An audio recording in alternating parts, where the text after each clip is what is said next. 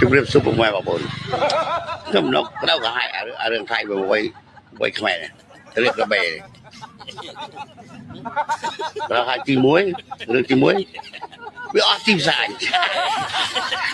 អាចទៅដល់លំបាកគេជិះទៅដល់វាទេអស់តែលក់អត់មានមនុស្សស្ងាត់ចឹងមិនមែន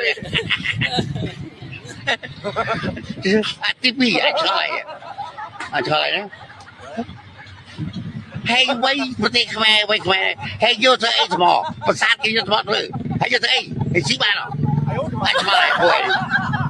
អាចឆ្លើយទៅថៃហើយទៅមកដល់គេវ័យយកមានយកប្រាក់ហើយយកវ័យថ្មប្រាសាទគេយកថ្មធ្វើអាគេបាច់មិនម៉ែហើយអាចខូចជីតាច់អស់ក្លែងលួចមនុស្សអត់មានមនុស្សស្ងាត់អត់ជិះម៉ាច់លួចបំផាន់ខាត់ខូចសេដ្ឋកិច្ចអស់ហើយវ័យយកទៅថ្ម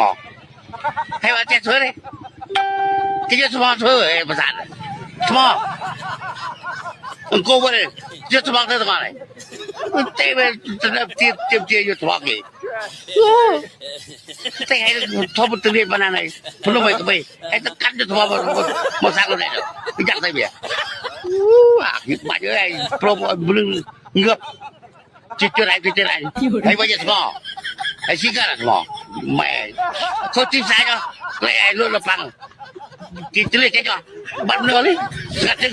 ដល់លុបឡើងlạiគេម៉ែឥឡូវពួកឯងជិះចេញជួយអញចេញប្រប៉ែតអូននាងអីប្រេចចាន់អីបើជិះចេញចេញណាហើយកុំភ្លេចណា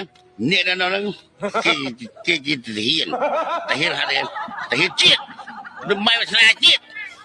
ហើយចុះមកកូនចៅឲ្យចេញអស់ហើយប្រពន្ធកូនចេញហើយចុះមកអាចចាំឯនេះឲ្យបន្ថយនេះខាត់ជួយម៉ែវា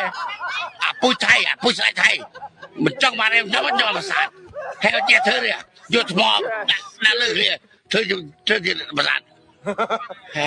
គេវាយយកប្រេងយកមាសយកស្រោយកកហើយវាយយកថ្មក្លឹមម៉ែ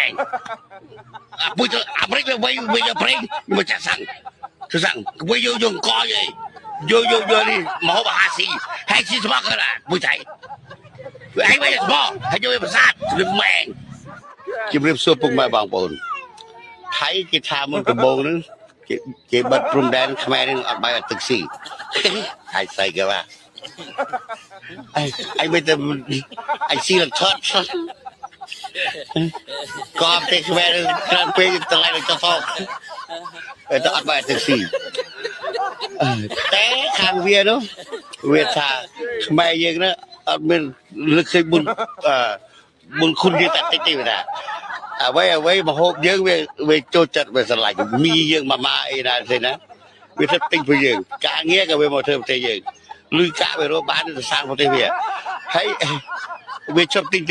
តំណែងយើងអត់មានគឺឃើញយើងតែតិចអាគឺឃើញឯងមកវិញយ៉ាល្ងល់ហើយមកវិញសង្គ្រាមបាញ់យើងទៅ